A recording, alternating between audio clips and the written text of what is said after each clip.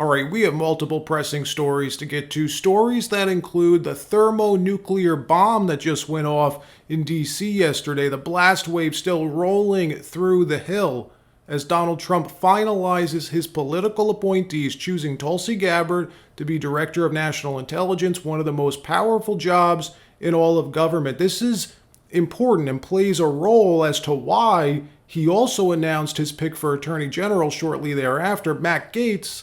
Booyah! Never have I been more excited to be an American than over the past week. If you haven't realized yet, everything is about to change. Our reckoning is coming, and the swamp of Washington, D.C. has gone into survival mode. This is the time that each and every member of Congress is going to be outed as either being loyal to the system or loyal to you, their voters. And wait until you see establishment media's reaction. CNN's Jake Tapper has what can only be described as a panic attack live on air, unable to speak after learning that Matt Gaetz will be the top law enforcement officer of the United States. This is so awesome. And more stories from around the country. But before we get started, thank you for liking and sharing these videos. It really helps out the channel. And consider subscribing so you don't miss these regular updates.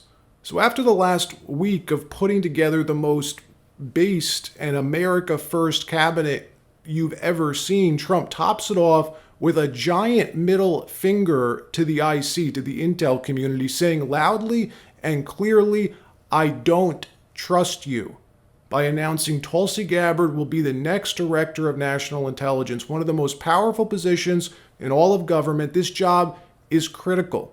More important even than the National Security Advisor role. And remember who had that job in 2016? General Michael Flynn, right? Only lasting for 22 days before the corrupt and contemptible James Comey entrapped him and effectively forced him out.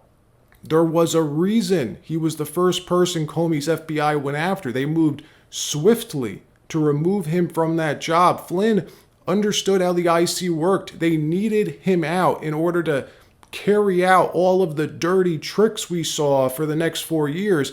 And the Director of National Intelligence is even more important. The person in that job has the highest of clearance levels. They oversee the entire intelligence community, the CIA, the FBI, NSA, DIA, etc., all of them.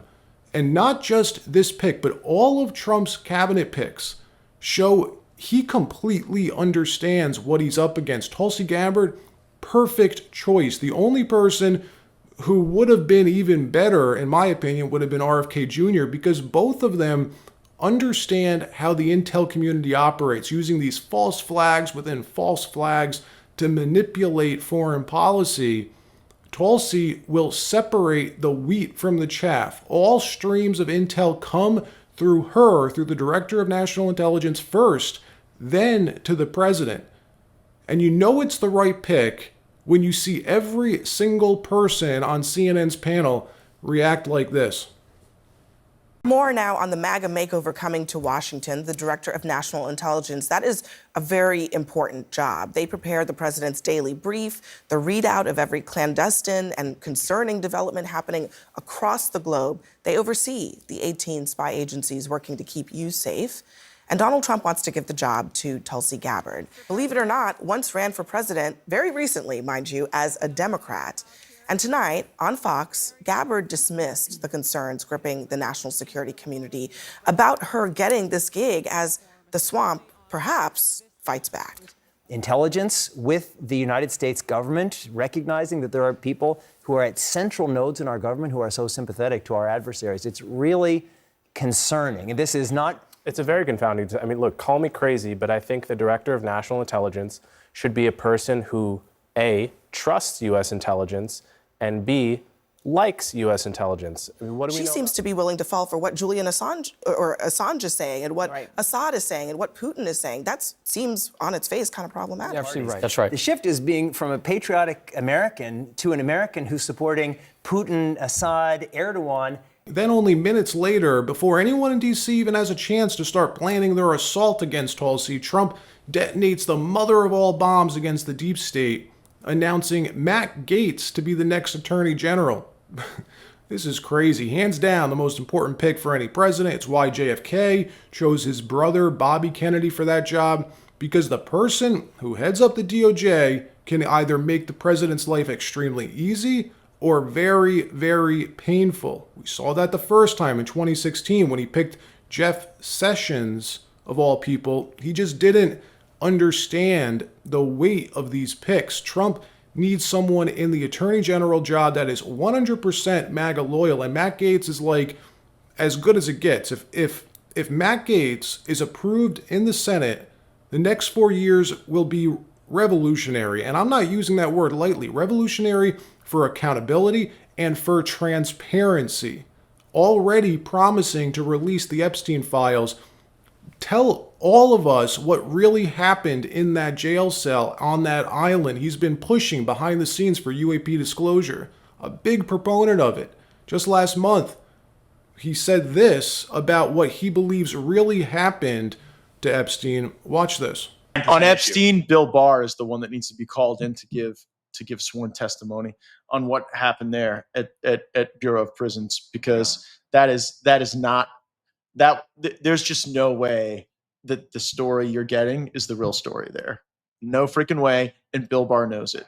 I actually think it was I actually think that on Epstein, it was a foreign government that took him out. I don't think it was a domestic enterprise. Really? I do. I'm not going to say which one, but I don't think it was domestic inspired to take out of him. I think that was a foreign operation, government sponsored.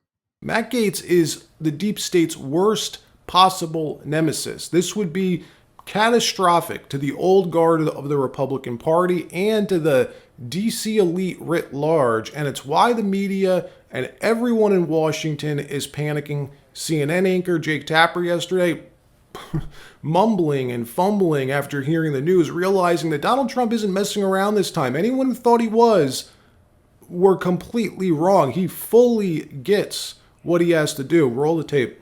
The news that just broke about Donald Trump nominating Matt Gaetz as Attorney General is essentially a thermonuclear warhead on the deep state. Official Washington right now is absolutely reeling. Julie, let's talk about some of the picks that you just ran through. Matt Gaetz, Tulsi Gabbard, Pete Hegseth. Do you think that they are confirmable at this point? What's the buzz on the Hill right now? Well, I mean, I hope you don't forgive me for saying this, Kristen, but the general vibe on the Hill right now is WTF. People are shocked at the news of Gaetz, especially. I feel like I couldn't even get around to getting reaction on Tulsi Gabbard when this pick of Gaetz came down the pike. It's not going to happen. If the president-elect wanted to amuse us today during these dark times, I will give him credit for having a sense of humor, because I didn't think he had a sense of humor, but this shows that he might have a sense of humor. That President-elect Trump intends to nominate Matt Gaetz to run the Department of Justice. What was your immediate reaction when you heard that? Well, it must be the worst nomination for a cabinet position in American history. Are you worried? Do you think that they will come up with a reason to prosecute you? I mean, you are somebody that Donald Trump was attacking on his social media site this week, maybe yesterday. I can't. It all blurs together. Yesterday, I think it was. Don't forget, it was Matt Gaetz who took down establishment clown Kevin McCarthy, former Republican Speaker of the House. He single-handedly removed the most powerful person in Congress from their job because he cared more about the system than the people. Matt Gaetz, he doesn't care what you think about him, and he will be a one-man wrecking ball to the DC elite. And in case you need a reminder of who this guy is, of why they're so worried, why both sides of the aisle are so nervous, here's a quick montage of who our next Attorney General is going to be. Roll the tape.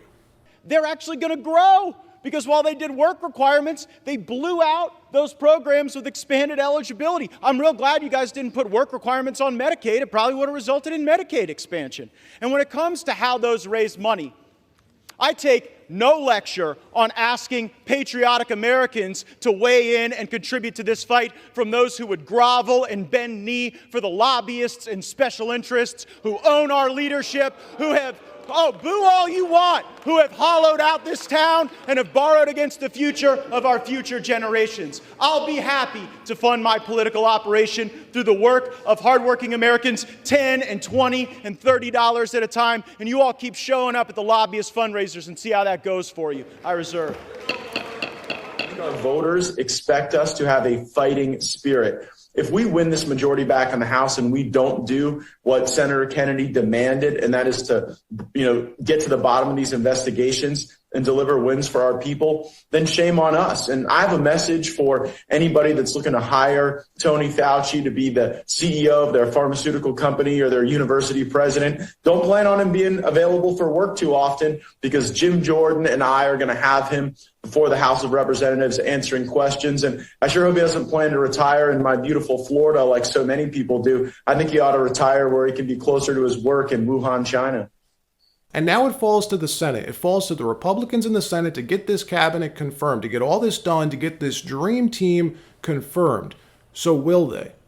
Well, they better. Donald Trump just experienced the largest victory of any Republican or Democrat presidential candidate in the last 50 years. The people elected him. We gave him a mandate, and this is the first test the Republicans in the Senate, if they'll respond to the will of the people or if they're going to fight back. I've said it multiple times now, the House has largely been purged of these establishment loyal Republicans, but the Senate is littered with them. The old guard of the Republican Party is still in charge in the Senate. John Thune was just elected as new Senate Majority Leader. CBS reporting only minutes ago that according to Senator Richard Blumenthal, an anti-Trumper through and through, a Democrat, that according to him, upwards of 10 GOP senators will not vote to confirm Matt Gaetz.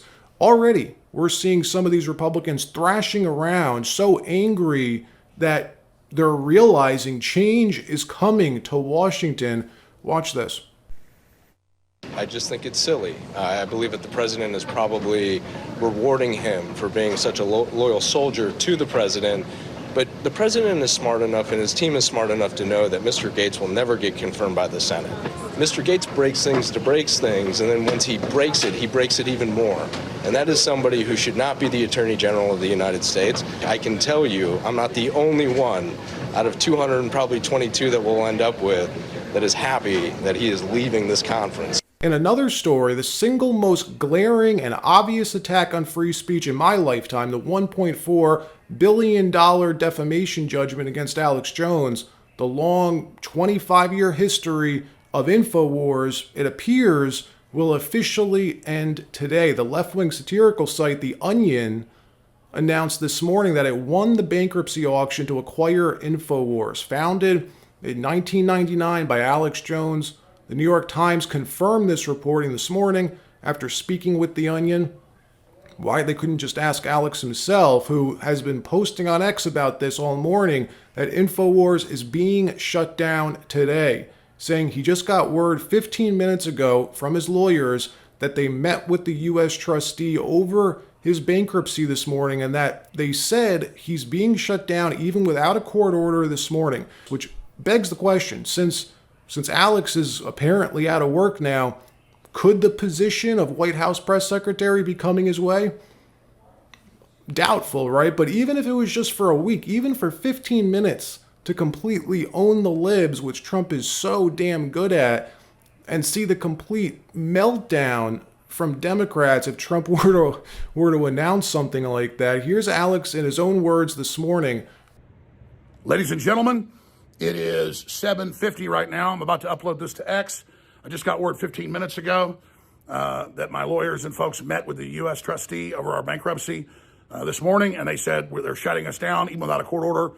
This morning, the Connecticut Democrats with the Onion newspaper bought us. They asked, did they outbid? They said, well, it was competitive. So they changed all the bidding rules, made it secret 2 days ago. I had a bad feeling. I told you that. And just like they tried to shut us down back in late May without a court order, they're supposed to have a court order. There's going to be injunctions filed. I'm about to go live out of Harrison's American Journal studio. I don't know what's going to happen, but I'm going to be here until they come in here and turn the lights off. I'm going to say, where's your court order? So this is all going down right now. They want to silence the American people. All right, that wraps up this episode. Like, subscribe. We'll see you next time.